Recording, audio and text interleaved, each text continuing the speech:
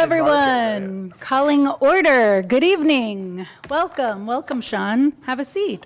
I could have given you another moment, huh? I'm going to call the regular meeting of the Nevada City Council to order. Today is Thursday, August 9th, 2023, and it is 6:30 p.m. And I just want to take a moment to say I cannot say the words August 9th without noting that 3 years ago today, Nevada City experienced a protest turned violent. I received a lot of messages today from people who were there with me.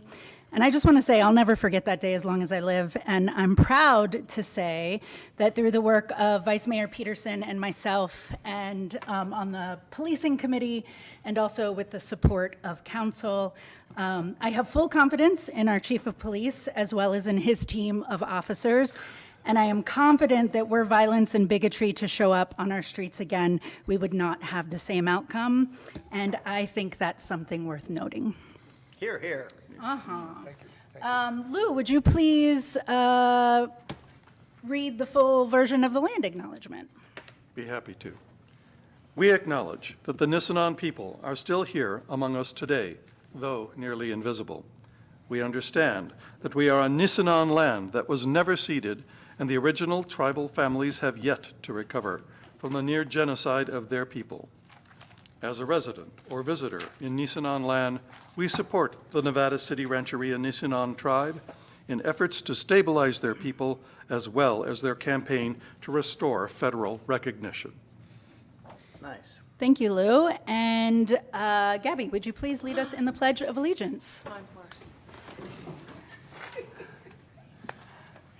Pledge allegiance to the flag of the United States of America and to the republic for which it stands, one nation, under God, indivisible, with liberty and justice for all.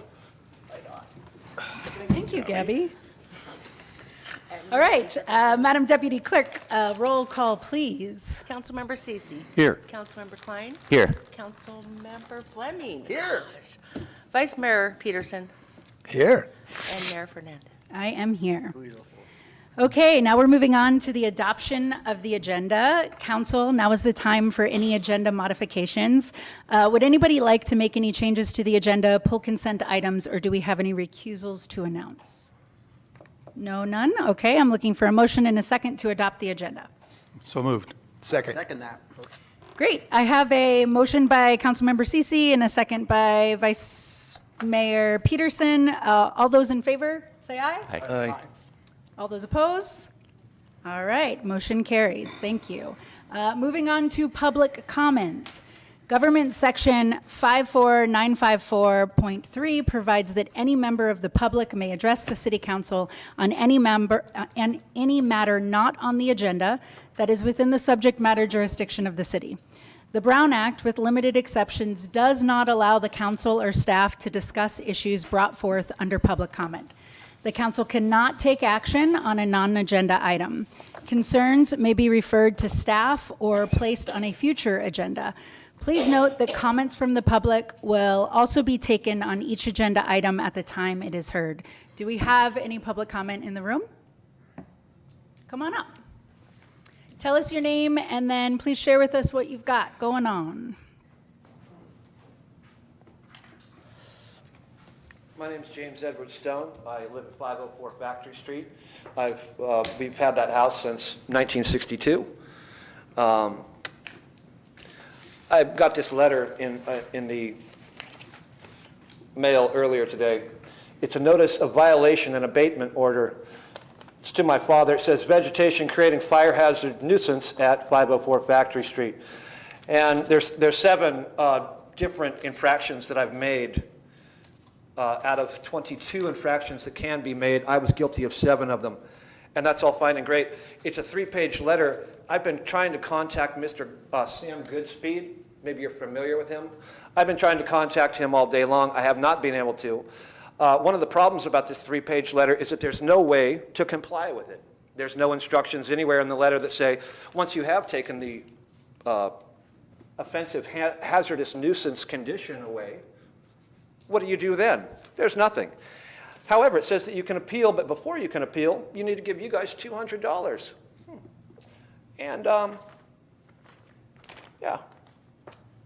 And then it goes on to state that basically there's no way that you can really, okay, here at the very end it says, thank you for your anticipated compliance. If you have any questions about complying with the notice of violation and abatement order, please contact me. Well, I've been trying to, Sam. All day long, actually, I've been trying to contact you. As a matter of fact, I walked up to both fire departments trying to contact you, and now I'm here at a city council meeting. Anyway, but I was told by the fire department that Sam's office was here in the building. But I guess he was at a meeting earlier. So I guess I find this egregious in one way because when you do comply with what's asked here, there's no way to come and contact you guys or even Mr.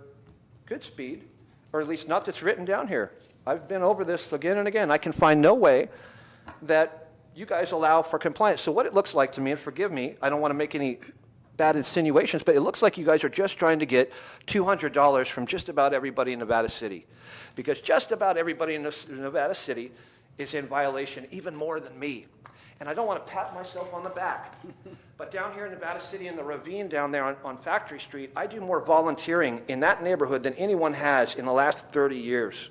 And I'm not asking for like any accolades from you guys, but it's kind of interesting that none of my neighbors all around in my neighborhood down there, who all have much worse violations than me, got a letter like this. So it seems like, dare I say, that I'm maybe being singled out.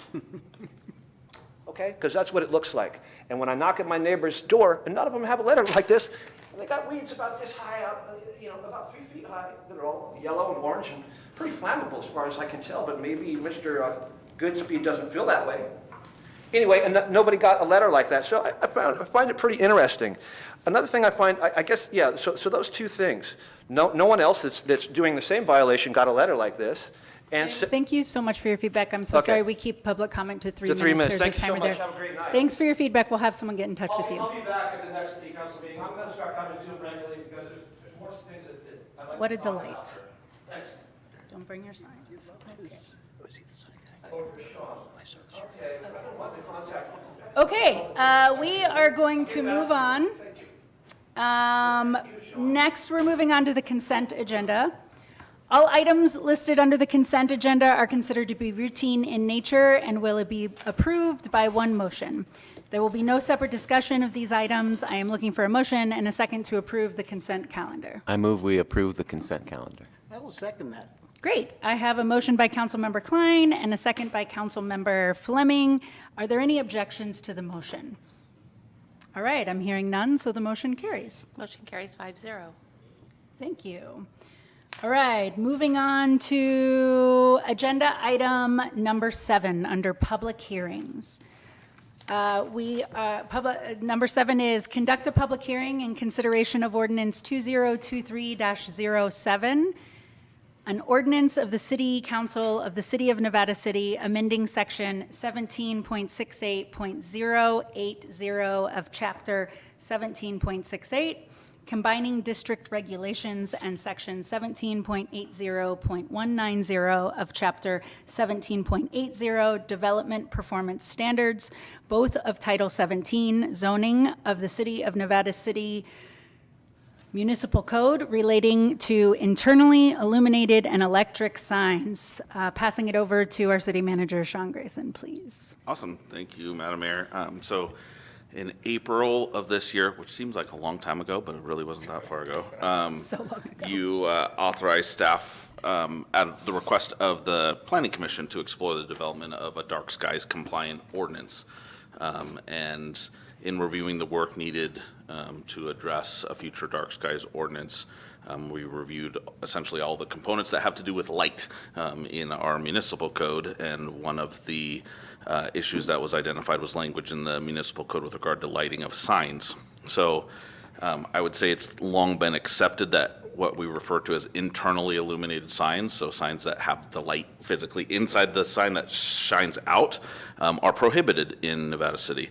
But the language within the sign sections for both the historical district and the remainder zoning areas of the city don't really articulate that long-standing understanding of the prohibition. So the draft ordinance that's before you was created to address just that specific item. So we're not trying to reinvent the sign ordinance. We're trying to address that kind of longstanding expectation. So we do expect that the dark skies ordinance, if approved by the council in the future, would further modify these conditions, but it wouldn't, there's still a need to address this now. So it's pretty simple. It's one sentence added to the two items. In fact, reading it into the record is longer than the actual ordinance itself. So the sentence is, internally illuminated signs and digital or electronic signs of all types are prohibited.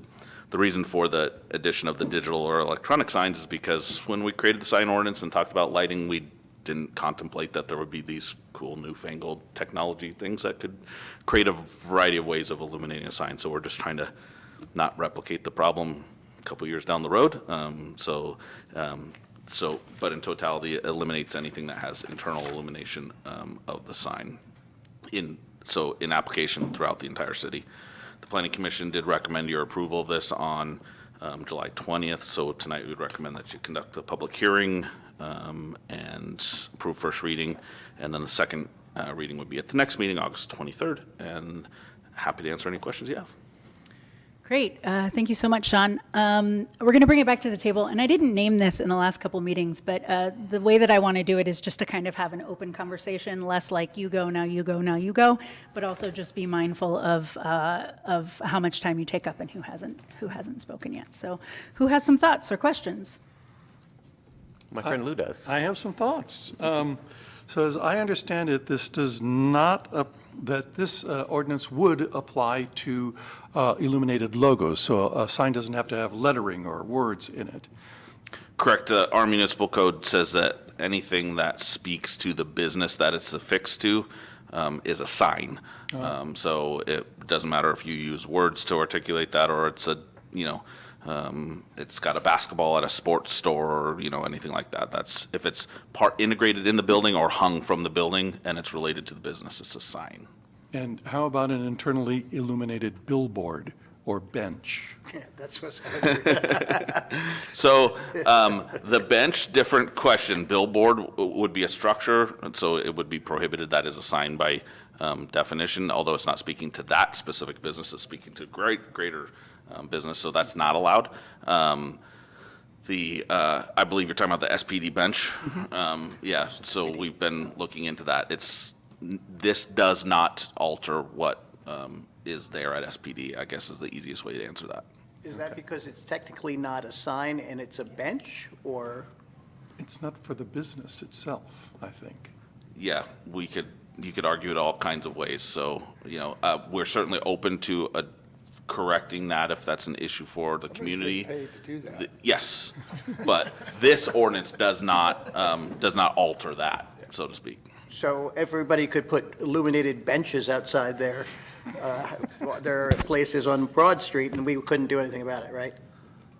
Broad Street, they couldn't because that would be on our sidewalks, so that'd be in the right of way, that would require an encroachment permit. SPD's just happens to be fully on their property. Yeah. What if it's in a parklet?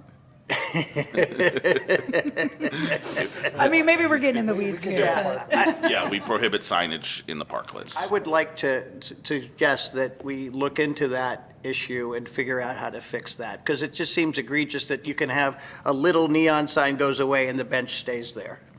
I mean, if we're going to really go for dark skies, and I've also gotten complaints from people who live across the street from the bench. It's a but there bright were- sign. What? It It is. is. Bright sign. And it's on when the business is closed. Yes, it's on 24/7, and it's advertising real estate.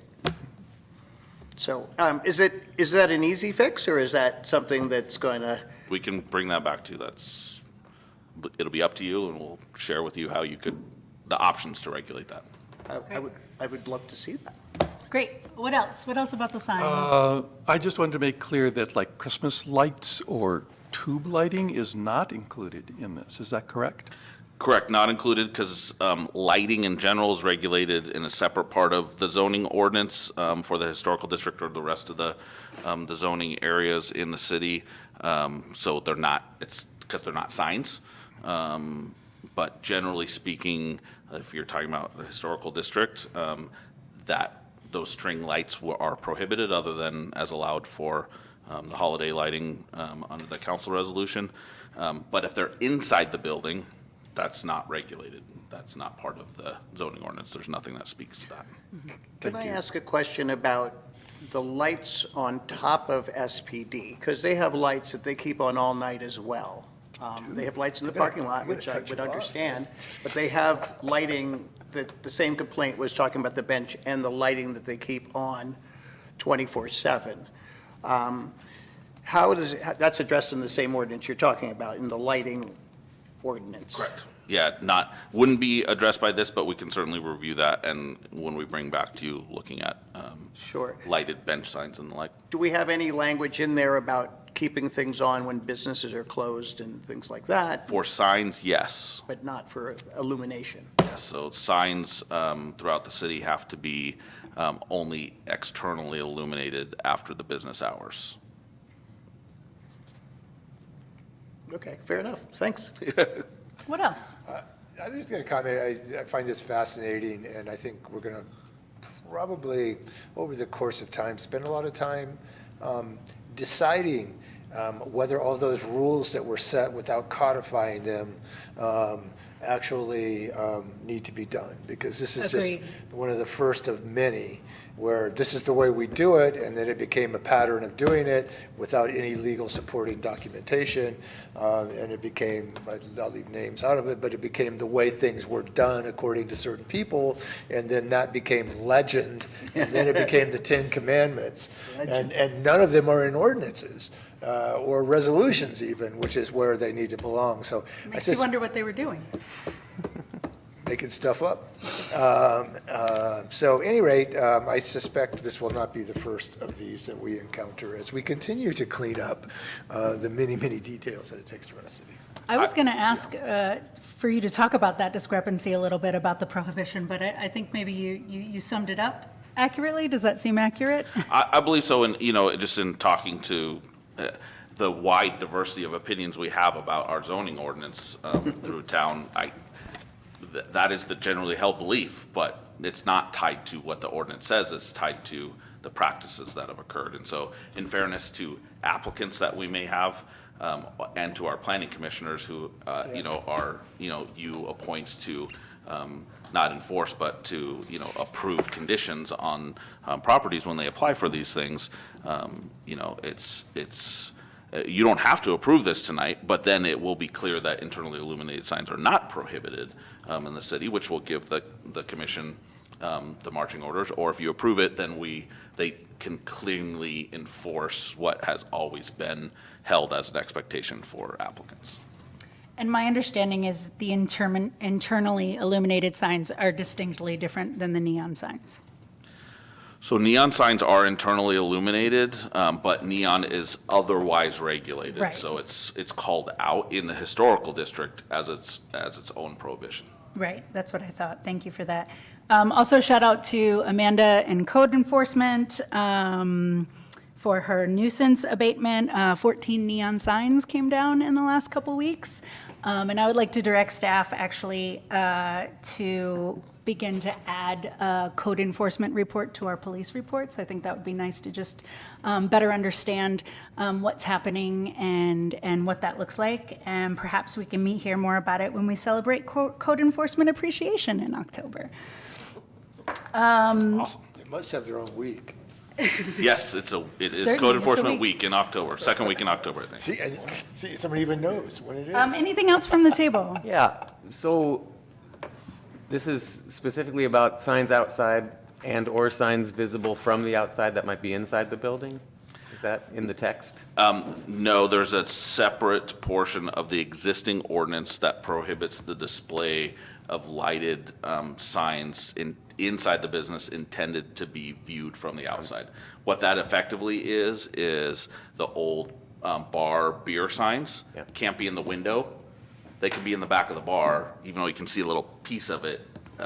It's not intended to be viewed from the window. If they can be seen from the street, but you kind of have to squint a little bit and be like, I think that's a lit sign, that's okay, but if they're like facing the window. Budweiser, Is that in That's the a- text, or is that something that we're going to have to add 6 years from now?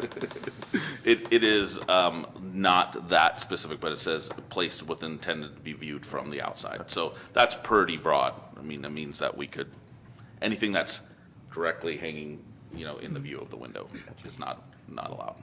Help me understand too, how greatly you think internally illuminated signs will affect the dark skies ordinance. I don't, they certainly would not be allowed, in other words, if you don't approve this tonight and then we go for dark skies, they would be a prohibited type of lighting because they're specifically intended to emit light or cast light. And they're not shielded. They're not shielded, they don't have and they don't generally have a lighting purpose. In other words, not trying to provide safety or, path of travel or anything like that. That being said, there are types that, where the total illumination can be reduced and things like that. But where you would see problems is in permitted, like monument signs. So your typical gas station lighted signs, internally illuminated, plastic that are just blaringly bright, those type of signs, which can be permitted in the 7 or outside the historical district. Those would definitely, we'd run into problems of phasing out if we don't do this and permit ones in the future. And also the lighting on Seven Hills is a big, dark skies issue. And is there a safety requirement for having lit parking lots at night? Do we have any concerns with that, or? We shouldn't have problems with dark skies with, if we, add additional lighting in parking lots and things like that. As long as they're shielded, our current code requires shielding of parking lot lighting. The Onyx just went through review and had to do this. So it has to have 30-degree cast so that lighting is directed downward to the intended place, not upward, so you can see it when you're flying over Nevada City in an airplane. And so that would be enforced today anyway, including on city lights that were added. So, and that would be dark skies compliant. Great. Any other thoughts, questions, comments? All right, I am looking for a motion. I'm looking for public comment. Yeah. Oh, yeah, sure. No, Adam, I'm looking for public comment. I believe the mayor meant that she's looking for public comment. Is there any public comment in the room on this item? And Gabby, what about in Zoom land? If you would like to make public comment on this item, please raise your virtual hand. We do not. All right, now I am looking for a motion. Got to read the whole thing, huh? You got this, Gary. I'll do it. I'll do it. Awesome. I move, let's see here, I move that we approve an ordinance of the City Council of the Nevada City amending Section 17.68.080 of Chapter 17.68, combining district regulations, and Section 17.80.190 of Chapter 17.80, development performance standards, both of Title 17, zoning of the City of Nevada City Municipal Code relating to internally illuminated and electronic signs.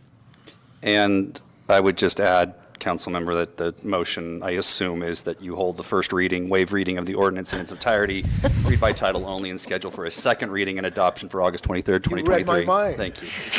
Excellent, looking for a second. I did. Wow, I focused on the wrong part. I second. Gary, I left my cookies at home, I'm so sorry. We've got a motion and a second. Gabby, roll call, please. Councilmember Cece. Yes. Councilmember Klein. Yes. Councilmember Fleming. Here. Vice Mayor Peterson. Yes. Mayor Fernandez. Yes. Motion carries 5-0. All right, moving right along. Item number 8, under business, provide direction on a framework for establishing a public arts commission. Yay, yay. Sean, take it away. So there's been public art in this town for like 175 years, and just last month you adopted the city's first public art ordinance and policy. It goes into effect the end of this month. We'll be able to accept applications for projects on August 28th. So if you have some good projects out there, that's when we'll be able to review them. That was a goal in the strategic plan, the arts ordinance. Another goal in the strategic plan was a arts commission, and I reading between the lines and directly, it was reinforced as a priority of the council when we talked about the arts ordinance. So what I'm looking for tonight is not the option of an ordinance or anything like that, but just I want to make sure what we bring back to you meets your intent. So the broad strokes. In practical terms, this should be an ordinance. We talked a little bit about Truckee when we adopted the public art ordinance and their public art ordinance. They have an arts commission as well. Theirs is adopted by resolution. The reason why we'd recommend that our commission be by ordinance is because if you want to give them authority under the arts ordinance to provide the art review component of that ordinance, then they should be created by ordinance and empowered to do that work.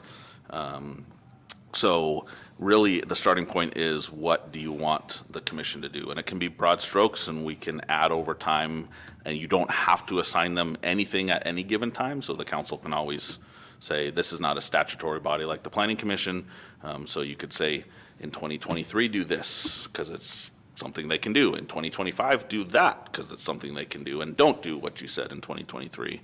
But so if I could run through, there, in the staff report list of, these are Comprehensive list. Yeah, common great list. themes that you find across, I would say, well-constructed ordinances with well-functioning existing arts commissions in various places in California. So you don't have to select all of them, but like I said, you can, we could create the ordinance with things that you don't intend to give them all the time, but you might want to at some point.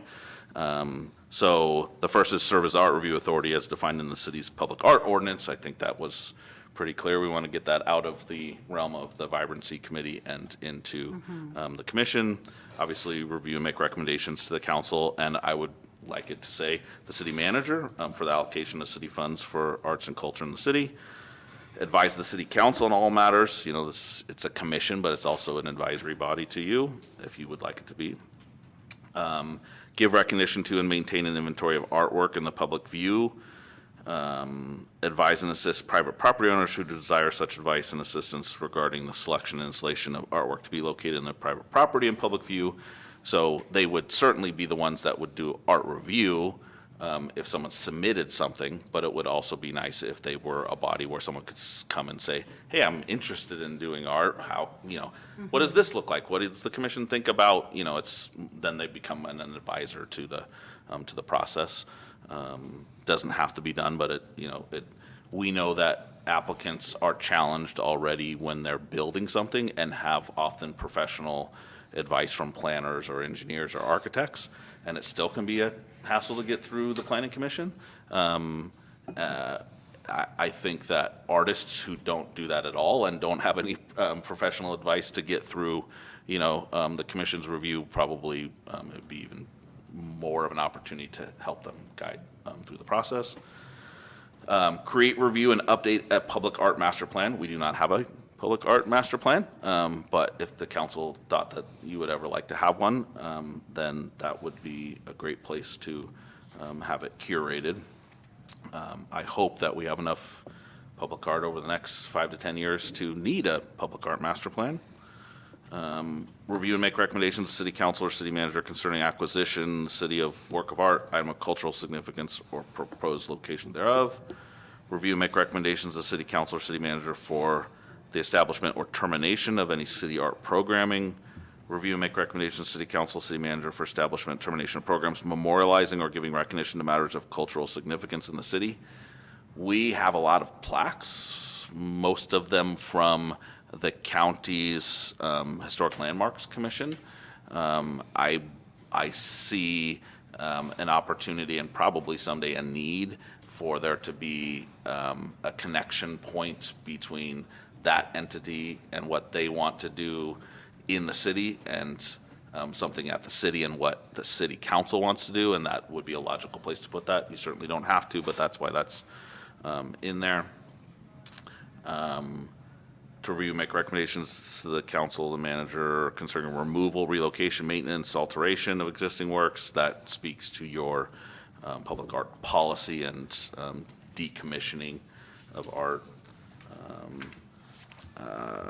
upon request, advise the council of other boards, commissions, committees, liaise with internal and external stakeholders, facilitate communication and cooperation among the various groups involved in arts and culture of the city, county, and region.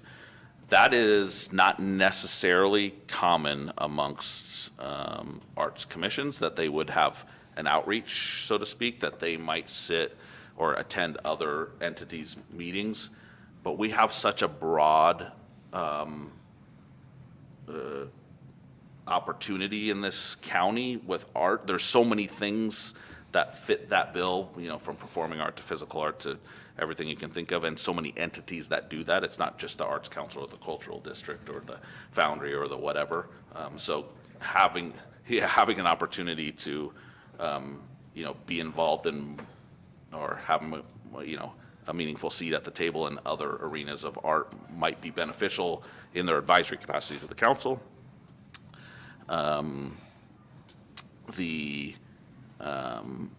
Recommending the changes in laws, legislation, policies. These next two, totally up to you, but they are something that happens in some places that have arts commissions. So the first one would be process and recommendations to council for the appointment of Nevada City Poet Laureate.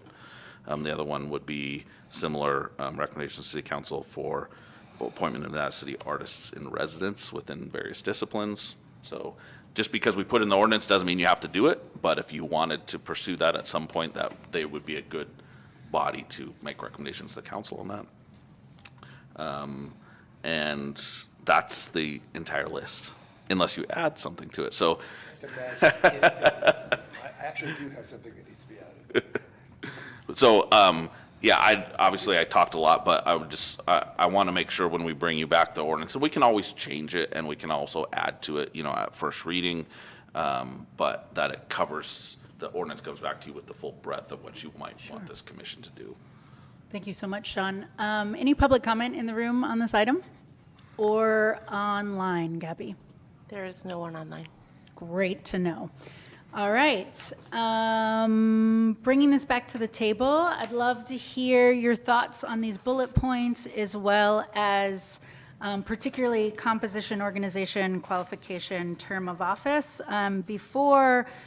And I'd like to actually get us started. I just want to note that, Adam and I have been talking about informing the Art Review Authority, and, my buddy here, Gary Peterson, advised we should get that away from us as soon as possible, and Adam and I both feel that and agree on that. And the way we've decided to compose that review authority is, as I mentioned before, different stakeholder groups. And I would recommend that the council adopt that as the composition for the Planning Commission. Oftentimes, we all know how hard it is to appoint a planning commissioner, how hard it is to get somebody to commit to 4 years. This way, the commission goes to stakeholder groups within the city, and that's again CHIRP, the Historic Society, and I've talked to members of all of these entities that are willing to participate. CHIRP, the Historical Society, the Chamber of Commerce, Nevada County Arts Council, and then potentially a youth commissioner and 2 artists at large. I would love for you guys to support that structure and potentially think about, what do you guys think about a 2-year term? 4 years seems like a big commitment. It can be 2-year, and if it is stakeholder groups, it doesn't necessarily run concurrently with council member appointments. So I'm going to stop there and open it back up to the table. I see Gary shaking his head no. No, I think we should work it like we do the Planning Commission with terms concurrent with the council. It gives a greater level of stability. It's going to make it, in fact, easier to find people. Once you start slotting people in categories, it's going to become more difficult to find specific individuals who will hold up one piece of it. When I think it's capable, it's possible as council members, if we make those appointments, that we find people that are well-versed and well-rounded, as we do with our planning commissions. I feel pretty strongly about that as a means of managing it, operating it, and keeping it moving.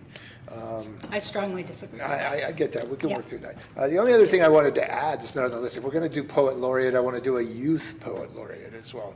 They're much more interesting than adult poets, Agreed. in my experience. But I just, I'm happy to talk about it, but I just, I think about what it takes to manage a commission. And I think, I get what you guys are doing, and that is representative, but I think you're going to find that it's a lot more difficult to keep appointments and keep a full commission that way. I disagree. I think as long as we have, these organizations are committed and they have an investment, many of them, all of them do have an investment in art in this community and have agreed to commit to that. My whole point is not about that. It's nothing about people not supporting it, not knowing about art, not any of that. But when you say historic society, you've just narrowed that window down to a very small number of people. When you say CHIRP, you've narrowed it down even farther. So if one person is out, how many choices do you have and who wants to do it? So that is what you encounter when you start narrowing it down into categories. And that's my concern. Well, we'd have to narrow it down anyways, because it would be narrowed down to artist, right? Like, I'm not going to appoint a non-artist to the Arts Commission. Well, It's a narrow field already. so artist is a very broad field, actually. And, It's not. Yeah, it is, as was described by the city manager when he talked about everything from performing arts to musical arts to poetry to ceramics to art. But when you narrow that down to 3,200 people, I mean, that's very narrow. But I really support a generalist approach. I'll keep it step. I will surrender to you on this because I don't want a big fight about it.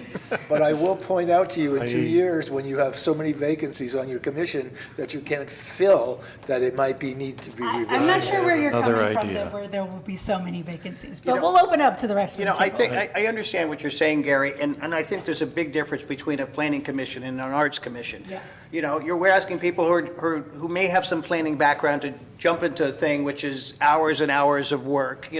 These are artists, and this is an exciting thing. I think that there'll be a little bit more commitment. I also think 2 years is better than 4, because that will allow a little bit more flexibility in the process. I understand what you're saying about saying it's just from CHIRP or just from the Historical Society. I think that's an aspirational kind of thing, and we would have other civic groups, and you could keep it open, so you could go to other people besides CHIRP and that. And, I don't think you can say we only can get people from these groups. I think that's a little difficult. That's my concern. Yeah. I think maybe we are falling into a false dichotomy. Why not have both, where there are appointed members on the commission and then advisory members on the commission, chosen from those select organizations that you mentioned? We have something similar to that on the Fire Safety Advisory Committee. But I would also say that I would want to be crystal clear from the very beginning, day one, walking through the door, you're an advisory committee. It seems like what Daniela was talking about kind of already is best of both worlds, because we have these organizations presenting, here's our person, and then we'd have to approve them. And then we say, okay, that's that group's person on the commission. But at the same time, you mentioned the youth commissioner, who wouldn't presumably have some overriding organization saying, this is the youth we have chosen. It would be young And people. then 2 artists at large. Exactly, young people submitting, and then we would pick, okay, this is an extraordinary young person interested in art. That will be our youth commissioner for this term. And then the 2 artists at large, that would be the same way. It wouldn't be the Arts Council would already have their person. So it wouldn't be the Arts Council saying, and consider these 2 artists. It would be a bunch of artists submitting, and the group of the 5 of us saying, these will be our 2 artists for this 2-year term. It already seems like we've got that. And also, we talked about the idea of the 2 people on the Vibrancy Committee also being there. I don't know if that's something we want to do, but Gary's concern about keeping things moving along, et cetera, it's an idea. Who on staff will manage this commission? If the grant that I'm writing right now goes through, then you could potentially see a programmatic manager position. It would likely be a part-time position in the city that would be to connect the dots. If not, it's going to be a combination of me and the city planner. I just, my whole thing is not about representation. I mean, I think we can get to representation. It's always going to be about effective governance. about getting the job done with the least amount of drain on all of us to do it. I will surrender. I surrender. You can have the commission the way you would like to constitute it, but I will reserve the right in the future. Say, I told you so? Yeah. Okay. You Yeah, get- I support you saying I told you so. Until I do. No, I'm always willing to admit when I'm wrong, so, Danielle is very, you are very data-driven. yes, absolutely, and for me, I don't understand, and maybe we can talk about this offline too.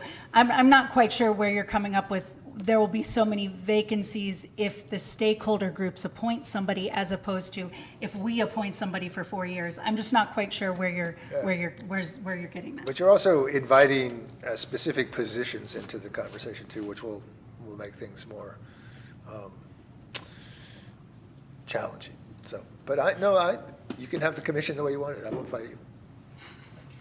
We also don't know how much the workload's going to be for this group because we just started. Well, that's something I'd like Well, what do you to guys talk think of the about. bullet points? Are there bullet points that you think are not appropriate, or? I love the bullet points. I know, I me love too. every one of them. And there are too many of them.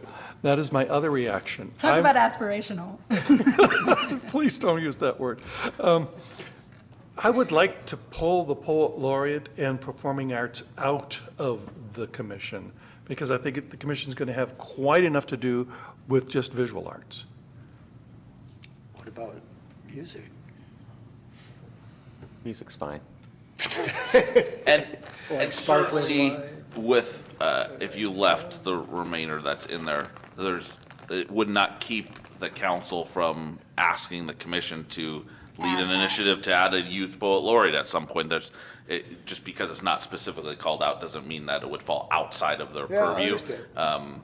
So you certainly could chop off a number of these bullet points, and then assign it to them at some point if you would like to.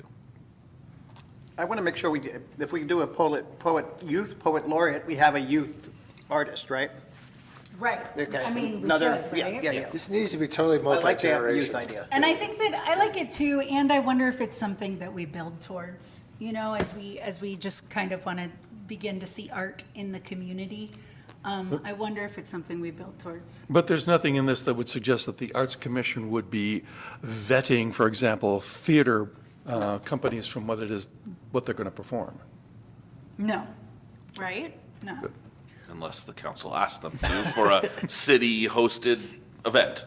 Are you looking for that, Lou? I want more censorship in my life. More censorship.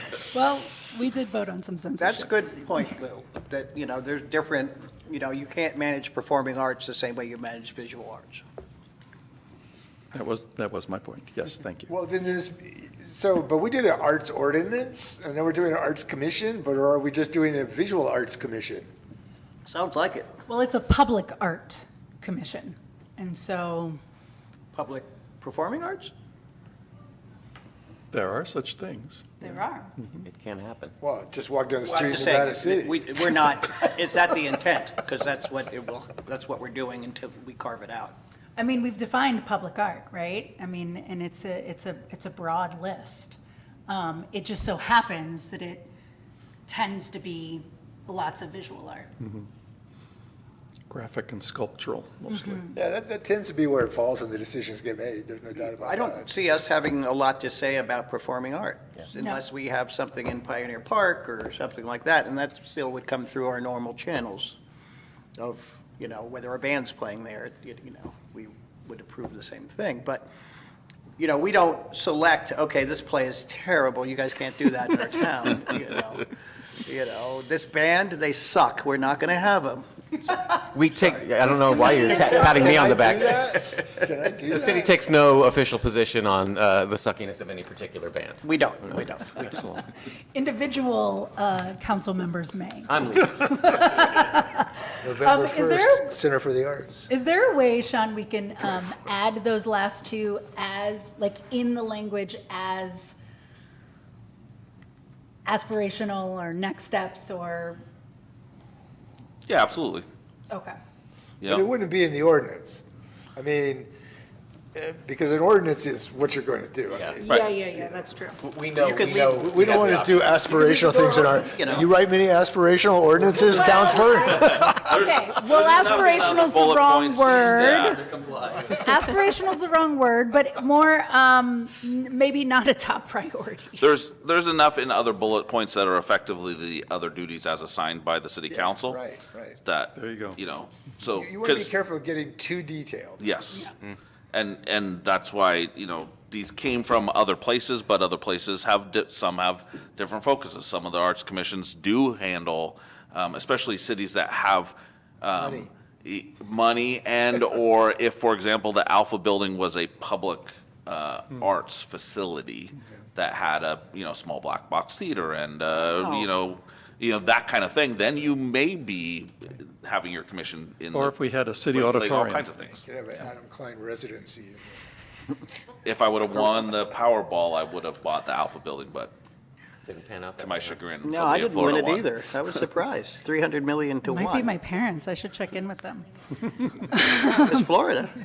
So we can certainly bring back an ordinance that kind of scales that back to not be so broad, but still would give you, the council, the authority to expand into the areas that you need to in the future. And then we can bring back the composition in the way that was described. If you would like, we can vet out both configurations or a combination of two, or just leave it with the recommendation of I've the said mayor. my piece. Yeah, how does everybody other than Gary feel about someone from the Arts Council, someone from the Historical Society, someone from CHIRP, someone from the Chamber, a youth commissioner, and 2 artist-at-large commissioners? I just don't think we should limit it, and I think we should have or other civic groups as determined by the council or something like that, just because suppose they go away, or suppose they, Do you you have can't anything in forward mind right from now? those No, I don't. Just for the future? Yeah, but I, Because you're going to have to expand the base of your groups anyway in order to fill the fill the commission. gaps, right? Yeah. It won't necessarily need to be someone from the Historical Society, but the Historical Society saying, this is our commissioner. Here's an artist that we like, that we think their point of view would be Oh, wait, does it valuable. have to be an artist from the Historical Society No. and from CHIRP? No. Okay, yeah, that's what yeah. But I would caution the council on, making it impossible for staff to manage this in terms of not being able to identify what the qualification is to be on this commission. So we I should think have you some- Leave it open-ended, it's That's why it should be impossible for appointed staff. by the council. Yeah, fair enough, fair And enough. That's why we should be making those decisions. And I'm a we, little, my apologies. I'm a little wary of us blessing certain institutions and that resulting in institutional art. It isn't art unless the Historical Society says it is, CHIRP says it is, or the Arts Council says it is. There's some radical artists out there who would not fit any of those. This is about public art that we think would be acceptable to the community at large, and these are stakeholders in the community that Yes. represent different factions, so we It's a think. good scope, like the fire committee, the scope that they don't live by. So you certainly could split the proverbial baby in that Go Solomon. you could have 5 positions appointed by the collective council, but ask in the application process that people submit applications and their affiliation with various stakeholder groups of all kinds within the city. And then you would know, how they are, and you could end up with, representation from greater amount of groups. But that will be, a pretty broad process of gathering applications and going through them, and on an ongoing basis, that might be a challenge, so. We got to keep it simple enough. I also, Whichever I think direction you want. I think if we do it like the Planning Commission, I think we miss opportunities Yep. to include youth. No youth is going to have a 4-year term. That's a lot to ask of a young person. You half their can't life. ask a junior, you can't ask a senior, you can't, you got to catch them while they're a freshman and hope they'll commit to 4 years. So you're always going to have turnover, no matter what.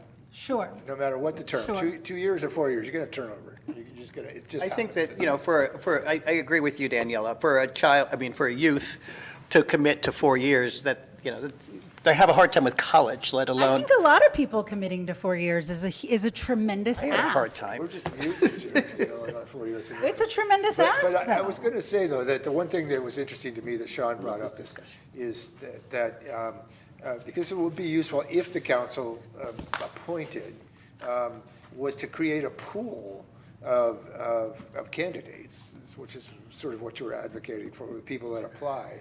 And then we have that view of who wants to be there, which is a good thing, because that's where you're going to find the surprises that you didn't know you had. When you open it up and allow people to apply, and you see what that scope looks like. And then the council sat down and made a selection based on balancing it, balancing, your constituent interest or the artist, a balanced artist commission based on the broad base of applications appointed by council members. So that's just another way to look at it. I just, if you want talent and you want surprises, you got to open it up, because you're not going to get it just by going to those groups. Wouldn't we I have disagree. There's a lot of talent in every single I'm one not of those saying there groups. isn't talent. I'm not, there's You nothing did. about. You said if you want talent, you're not going to get it with those If you want groups. a broader based talent and you want your surprises, I'm not diminishing anybody's ability or talents in any ways. Let's be crystal clear about that. All right. What I'm saying is that if you go with the Historic Society, they're going to put up the Historic Society. They're going to put up these people, going to put up these people. There are a lot of other people out there who may be interested. So we have that- two I'm sorry, but don't we have two at-large Yes, two positions? at-large That's not who they are. artists. How do you find out who they are? No, well, That's okay. but there would be an application process, right? And we would select them. So we've got 3 people that are falling outside of, we've got 1, 2, 3, 4 people from stakeholder groups, and then 3 people that fall outside of that. Total of 7. Yeah. That sounds reasonable to me. I'll go with it. Like I said, I'm not. Well, look, as we create these ordinances and do this, just like, some of the other things we're doing, it's a trial basis, we just did this with the other thing, and we see what happens, we adjust in a year, we adjust in 6 months, this is not working. We've done that with the Fire Advisory Committee, we've done that with a lot of different things, so I think this is not the only bite at the apple we get. I agree with that. That's a good point. I completely agree with that. Like I said, I'm willing to go with the, Will there be future distress if some other organization were to come along and, say, displace CHIRP or displace the Historical Society? of course there were. I know, I'm I spinning mean, you could say the dystopia. same for just about anything, right? Like, Doomsday scenarios, Lou. We just adjust. I mean, that's what we do. And if It's people 2 drop out. meetings what's in the- 30 days to change an ordinance. Yeah. And we could do it the same night if it was an urgency ordinance, so. If somebody really, As long as it's not an aspirational. screwed the pooch. Do you feel like you know all right, asshole. what we completely agree on in Clear as every mud. way? No, I appreciate it. But as far as these bullet points, I think more is better, not that they would do all of them, but, I think it's a very comprehensive list, and I wouldn't want to start getting into, especially because of time, selecting which one to, that, we would be here all night with us. Well, so I think it needs to be broader based and more general. And I would say that is if you handed me this list, I want you to be my you want to join the Arts Commission? Here, do all this stuff. For free. Well, I think Good point. I think the first one that says advise the city council on all matters affecting art in Nevada City kind of covers it. Yeah, you could just do that. And that can be Art defined in a and variety review of different authority is ways. I think there's some important pieces in We're here, not doing this. particularly about the interface It is, between, aren't they? you got a contractor that's so required you're- to do public art because of the project that he's doing, that there should be some means for him to access somebody who could offer him guidance on that. Correct, yeah, absolutely. And I think that's an important purpose of this group. Yeah. And that's the second one, right?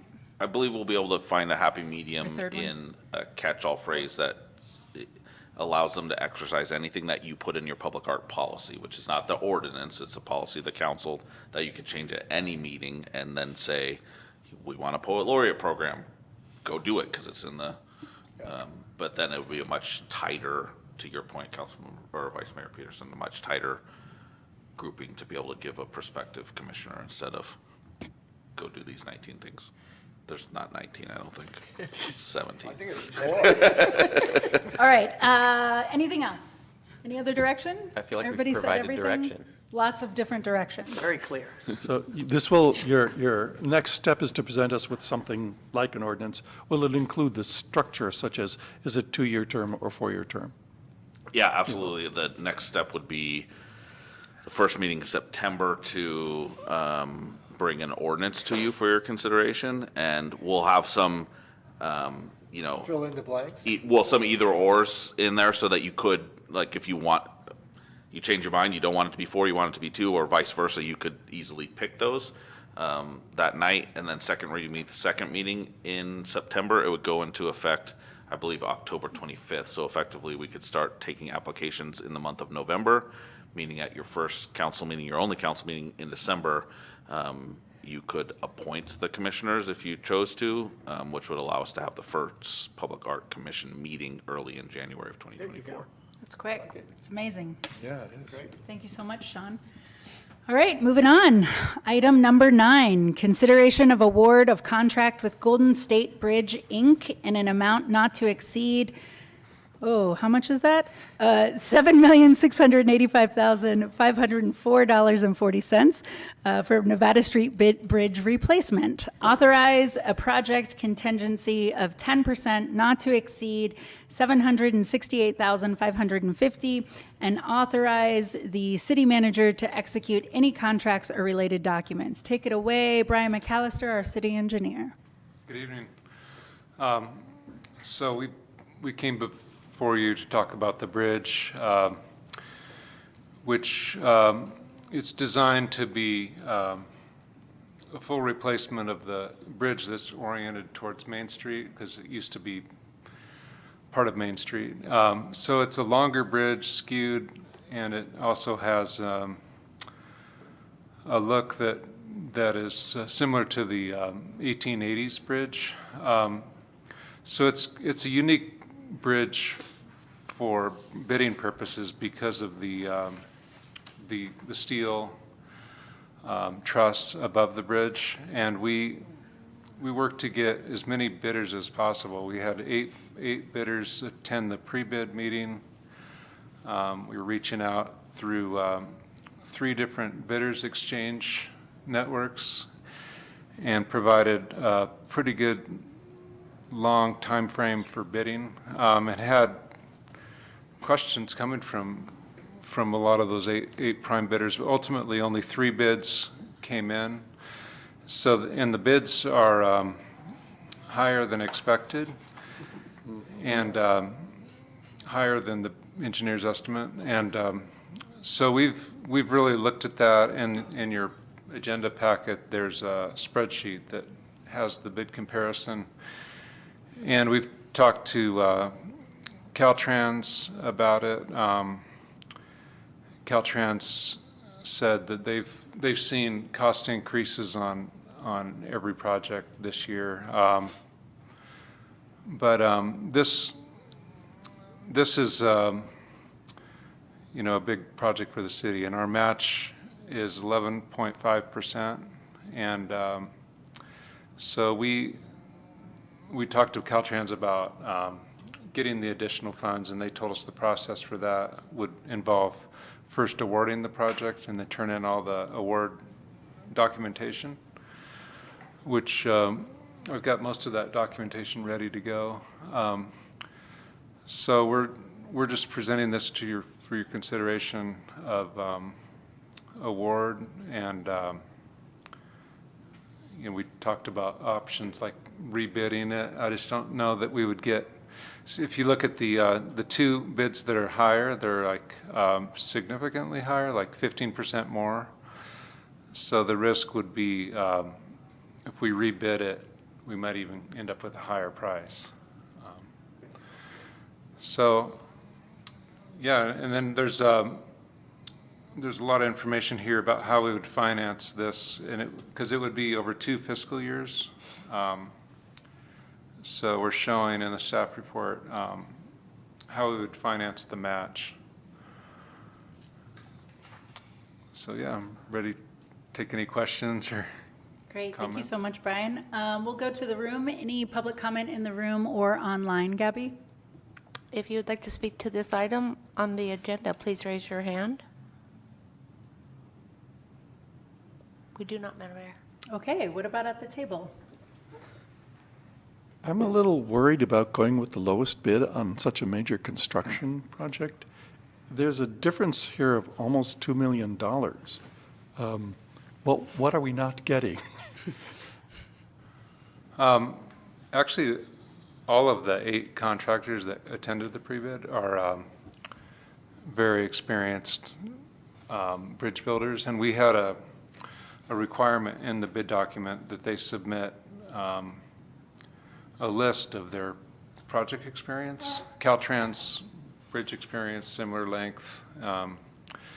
So we tried to make sure we were verifying that we had qualified contractors. And so I don't have any reason to believe that any of these are not qualified. I noticed that Golden State checked the box saying that they have done something like this before. Yeah, Do we know where that is, and can we ask the people they- there how it went? they actually built the Pine Street Bridge, this same contractor. How did it go?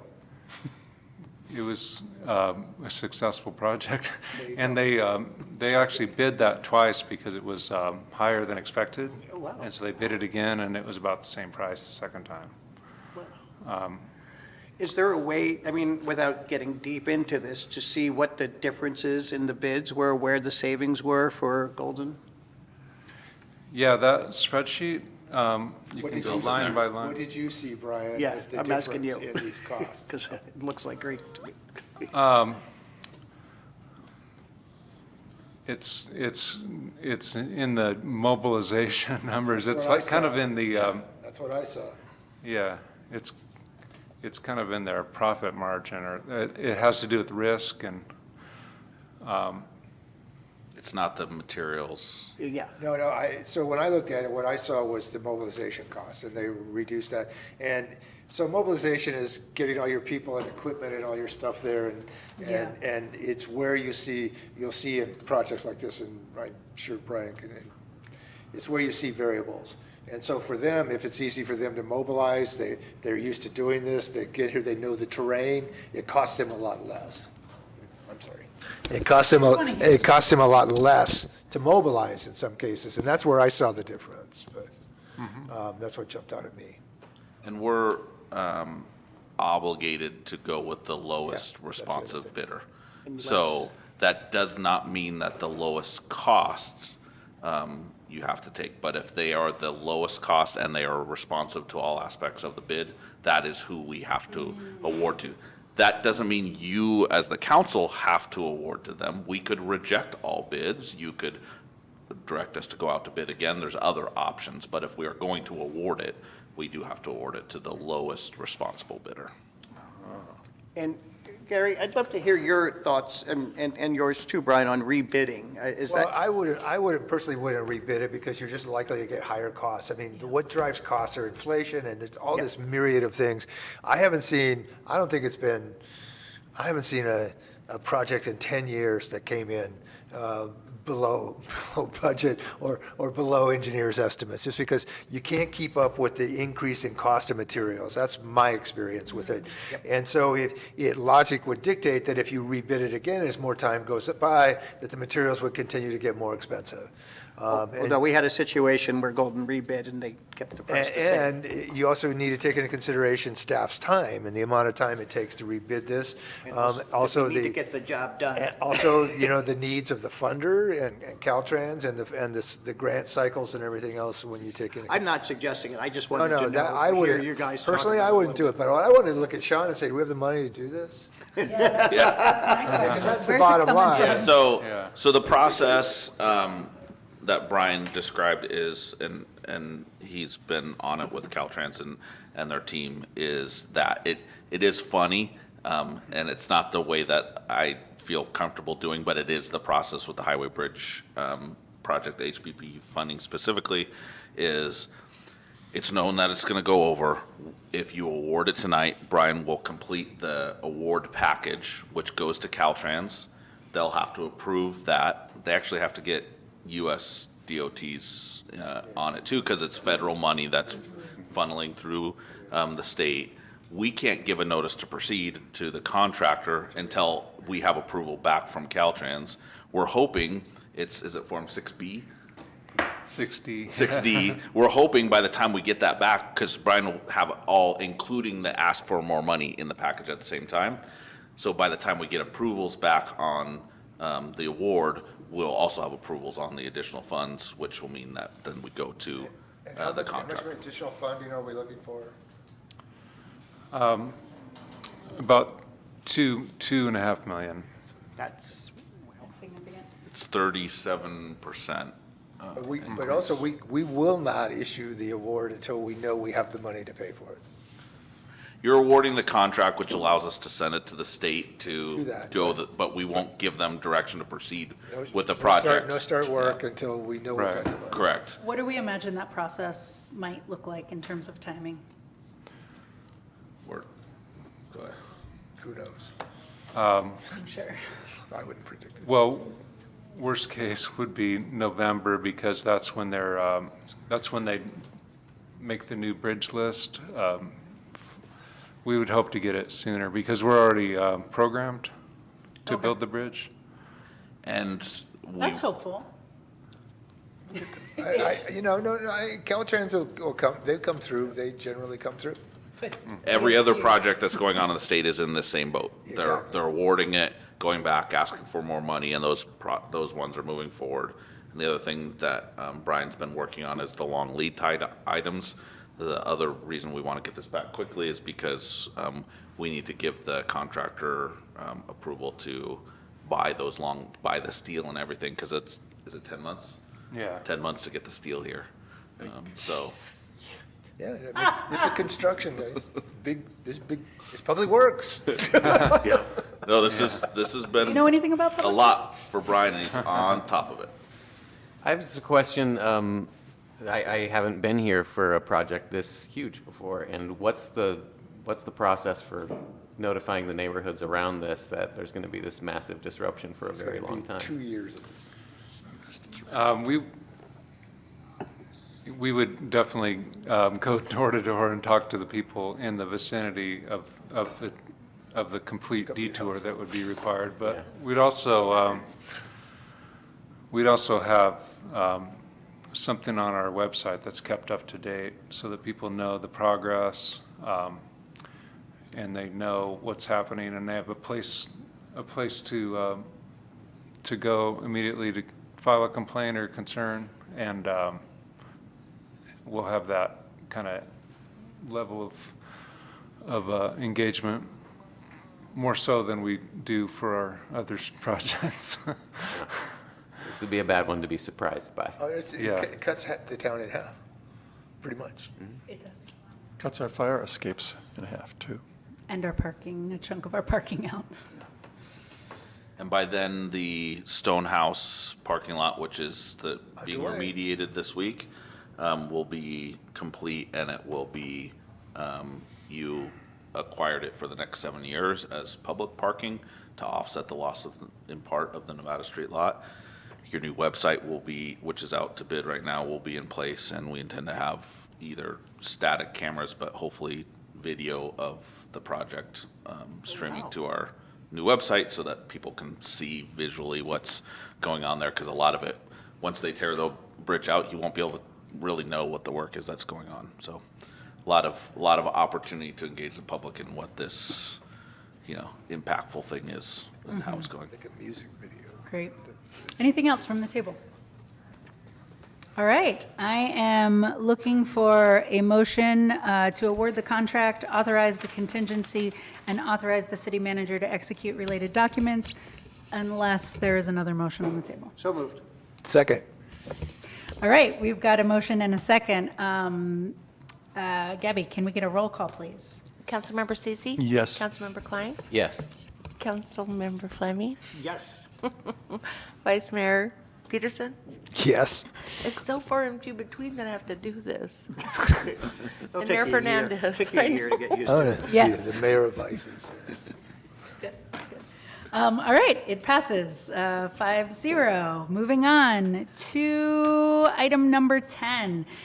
Consideration of award of professional services contract with NV5 Inc., the supplemental inspection services for Nevada Street Bridge replacement in the amount not to exceed $321,405, and authorize the city manager to sign the contract. Back to you, Brian.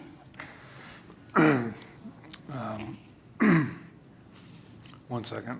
Yeah, take your time. So as part of the bridge requirements, is we have to do a quality assurance plan. And it's to show testing, soil testing, but not just that, it's concrete, steel, all of the testing requirements are pretty onerous. So we have to meet federal requirements for testing.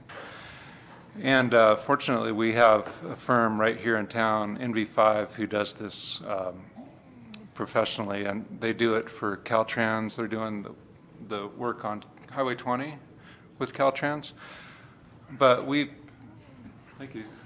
We put out the RFP broad-based to get any other firms that would be interested or qualified. And we only received 2 proposals, and the other proposal was Geocon from Rancho Cordova, who's also an expert in this field.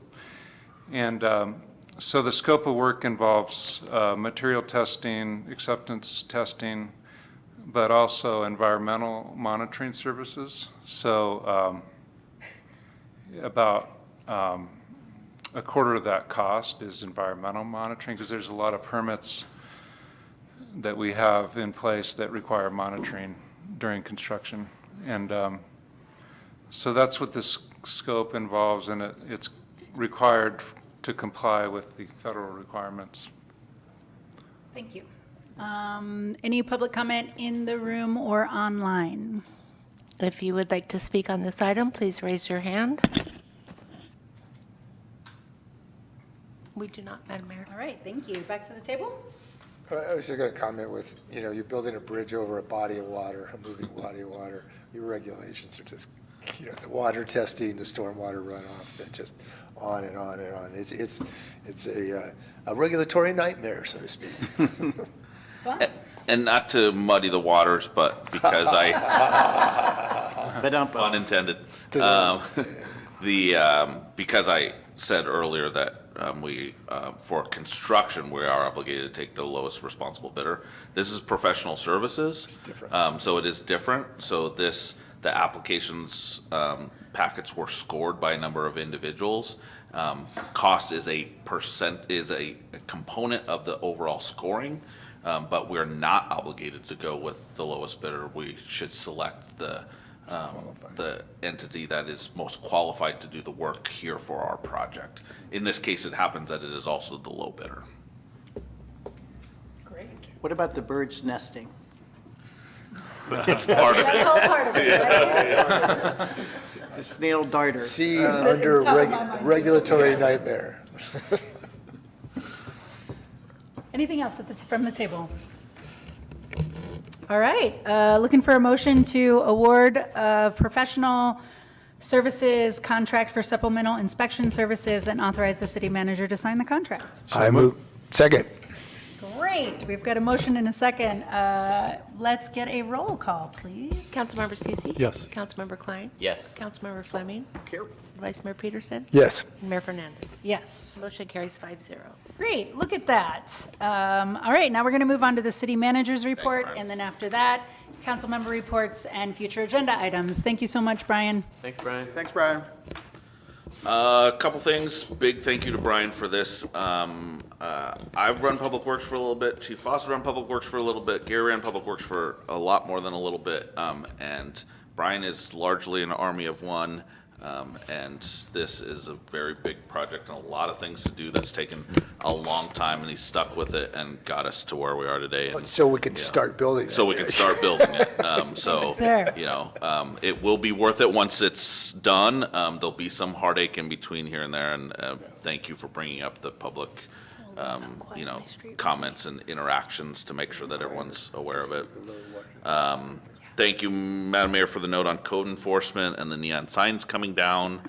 We will add something for, to the police report, code enforcement section.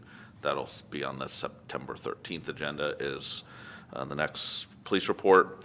I won't steal any of the thunder from the council members that were at the fair opening today, but they did talk about the fact that school starts next Monday. So Wednesday. yes, we're here, yeah. Don't be surprised for your kids that are in the Nevada City School District or any of our charter schools here if you see our police officers at your school this year. One of our grants, Prop 64, funded a school resource officer that will be actively involved in the schools. And then when school's not in, where the youth are is in parks. So they will be also a park resource officer. So You're gonna what? ride the horse? Yeah. You can't Horse ride is the not little for riding. So, No, Dean. In your Michael Strahan jacket. for anybody that has, Days. wants to know what school resource officer is, you can reach out to Chief Foss, and he'll get you in touch with Corporal Bush, who is our school resource officer. But it's really, it's a triple role. They are law enforcement. They're much more informal counseling and mentoring. And they really do play an education role for parents and youth, not in the classroom education classical sense, but the education of the interaction of the youth in the world and, you know, avoiding, you know, negative interactions of law enforcement. So that's kind of where we would like to be. So Are they going to do any scared straight kind of stuff? We're going to put them in the jail and, no, but you can tour the jail if you like. But and they are aligned with our community-oriented policing model. So not because the gentleman commented on it, but I'm glad he did. Notices are and have been going out for our defensible space and wildfire fuels abatement. I got one myself addressed to me on behalf of the city for a parcel that we own. And so I did the same thing as the gentleman that commented. I called Chief Goodspeed and said, Did he answer the phone? so am I getting a fine? Am I going to jail? And he said no to both of those. And that will be the same for everyone that calls. If you get that letter, I encourage you to call, and we'll make sure that if you call or email that you get a response.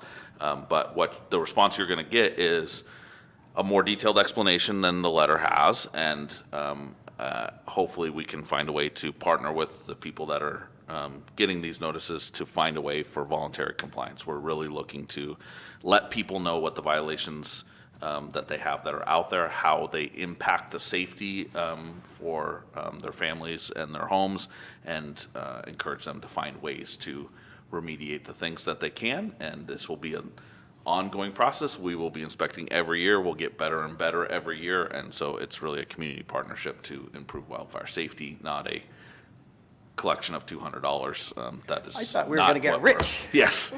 Can I just ask a question about, I mean, to the gentleman's, I think, point was that he got this letter and nobody else did. It doesn't sound like if he's doing these things, you know, regionally, block by block, that, you know, I don't think he would miss some people or, you know. There are a lot of letters going out there that don't all go out at the same time. Okay, fair so- enough. And it's alphabetical by street name. Yeah, and it's also, maybe we have a different address for an owner versus a renter, you know, that kind Absolutely. of stuff. And that's all I have for you, Madam Mayor. Great, thank you so much. Council members, what would you like to report? What have you been up to? I've got a bunch. Great, let us know.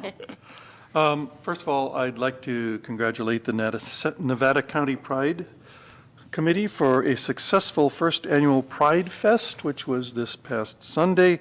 And special thanks to Mayor Daniela Fernandez for judging the talent contest. Oh, I judged it all right. I love that. It's off to a great start. It's, Is it, yeah, perfect. Over 650 people attended, and I think that's wonderful. huge. We raised quite a bit of money for various organizations in the community. And I would like to express my gratitude to Sierra Stages for yet again casting me in one of their productions, which yet again proved to be a fabulous experience for me, and I imagine, from what I've heard, a pretty good experience for those who attended. We are amazingly blessed in this community with our performing arts community, and I'm just thrilled beyond belief that I can finally put my PhD to work somewhere. Good for you. And I'm also glad to be back working with all of you and to be under your gavel, Madam Mayor, and I hope that I hope all of our meetings are as efficacious as this one and the previous ones that you've chaired have been. It's showing efficacious. Thank you. Welcome back, Lou. Thank you. We missed you. We did. Am I wrong if I just say effective? You wouldn't be from the Midwest, but then you have to say efficacious. Somebody asked me about you, and they, how do you get along with Lou? And he's kind of a unique guy. And I said, well, I'm fine. He goes, yeah, but you know, I go, no, man. My only problem with Lou is I just don't understand people from the Midwest. That's all. it's foreign. So. Do you have anything to report? Yeah, I do. So I personally would like to thank the Miners Foundry for the excellent job they did in meeting the requirements with Jerry Bash. The noise was managed, the sound checks were managed throughout the day. The recorded music didn't start. I mean, they had tinker with the sound system, I get it, but it was right on schedule. The noise, they did I think a last 30-minute crescendo of noise. I think somebody called about the bass at that point, but at 10 o'clock, bang, it was over. 9:59, I was there, and I had my watch. I was like, oh, wow. Dude, I'm sitting in my, I know, I was right. But they did a really good job. It's a huge event, apparently, by Jerry Bash standards. Yep. But the impacts were well managed, so I did appreciate that. And that's, I mean, I would tell you that I appreciated that, but I've heard it from a number of neighbors in the vicinity. So, On that, can I just mention one thing that we've decided to do as the Foundry? We're probably going to work on a shuttle system because the parking was a little ridiculous. it was insane, frankly. All the way up to my house. There's and, no, you know. it's not. There's no place in that area that's designed for that parking, that level of parking. I So think we're gonna that'd be look at a shuttle Good service idea, and from I the think the root center. neighbors should get 2 tickets and not just 1. Come on. I'll work on that. I'll work on that. You know, Gary. because they say, we're going to inconvenience you. This is what we're going to do. We'll give you 1 One of you ticket. can go. One of you can go. You The go, other one has to come suffer with on. the noise. You know. We did get So- some nice letters, though, from the neighbors who we do give tickets to. Yeah, no, it went well. So I appreciated that. And I I'm wanted to glad make to a note hear of that, Gary. I will report back. So it looks like Public Works is going to work on the sewer lines that run through the park, which I was happy to hear today. You guys know how I met Public Works, is there's a cleanout valve right on the other side of my fence, and my backyard was routinely used as the retention basin for sewer overflows, and I've been after that for a while, but Shane was out there with a contractor today. I got a problem, but the real problem is the creek is right there. That's why it needs to be moved. I could complain, but it's the creek because I We can divert that creek if you like. I made sure that it no longer will enter my backyard, which minimizes the options where it goes. So, There you but go. at any rate, again, Public Works is on it, doing a good job. I spoke yesterday at the Board of Supervisors. I was there with Tom Ivey from Grass Valley and the mayor of Auburn and Pioneer Energy presenting information to the Board of Supervisors on why they should join Pioneer Energy. I think it looks good. The reason why this matters to us in Nevada City is that this is a numbers game, and the more people they get, the more profit there is to share in the community, the better deals on energy and all that. So I was happy to do that. At my first fire safety committee, did I report on that the last time? I don't know. I don't remember. Yeah, there's a brief grumbling. I'm beef grumbling. I'm on it. Was Learning it? a lot. What happened? Oh, we had a meeting. No, it wasn't.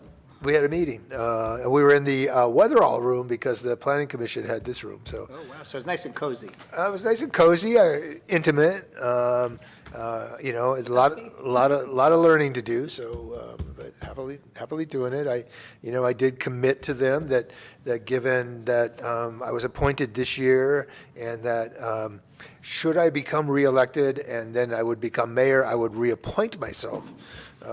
So then it would become self-inflicted. I would reappoint myself to the fire committee to ensure a level of continuity that I think would be important and essential for moving the work that they're there to do. So a lot of committed people there, and I think that's a good thing. So that's what I got. Great, thanks so much, Gary. Sure, we can do me. I was at the fair this morning for the opening with Lou, and a lot of folks from Grass Valley and the county and the state even. It was awesome, very exciting. If you get there early enough, the line for a corn dog is just a mere 20 minutes instead of an hour and a half. 8 a.m. corn dog. I'll be working. I can eat 24/7. I'll be working in the Nevada City Chamber of Commerce booth on Friday night. If you would like to buy a hamburger while you wait in line for a corn dog. Beyond that, we've got. You laughed. I think you really just like being mayor because you just generally seem more cheerful. I'll say this: we got vibrancy meeting coming up again, September 7th. Very exciting. 6 p.m. And I hope everybody who's come in the past can show up again, and I hope some new people show up too. It's great meetings every time. Yay. That's all I got. What you got, Doug? I was not here and I was on vacation, so I don't really have a lot. I could talk, but I don't think you want that. Great. Was it a good vacation? No. It was, Sorry to hear. I was camping in like a house. My father-in-law is a mountain man and he has running water, but not hot water. He doesn't have a shower or a bath, so we have to bathe in the hot springs. I don't have you as much of a camper. Did you not know that before you went? We kind of knew, but We had Max and I, room for Marley you, was the Ed. one who was like, couldn't deal with it. But, he has ATVs and stuff, and so Max was in heaven. And, we had to do it. Check the box, go see father-in-law. We checked that. Marley walked the territory because she's going to own this property one day, and we could build a better house. Great. All right, good luck with that. Cold running water. Yes. Thanks, Doug. Thank you. It's over. Welcome back. Yeah, it is. I'm happy. I just real quick want to echo, shout out to Nevada County Pride for the Pride Fest. It was great. I love that 650 people came through throughout the day. That's pretty impressive. I saw a lot of new faces there, met some new people. That was fun. In addition to the Vibrancy Committee meeting on September 7th, which is a Thursday, we have a Housing Committee meeting on September 5th, which is a Tuesday. So that's a pretty busy week for committee meetings. Come out and join us if you'd like. Also, just a quick note, I was invited to participate in a steering committee for a youth advisory commission to the Board of Supervisors. Went in front of the Board of Supervisors today. It was passed. That's really, really exciting. They're engaging youth all over the county and looking for ways to partner with the county and the youth to bring some of that goodness to Nevada City as well. And that's it. And with that, I am looking for a motion to adjourn. So moved. Seconded. Great. All those in favor? Aye.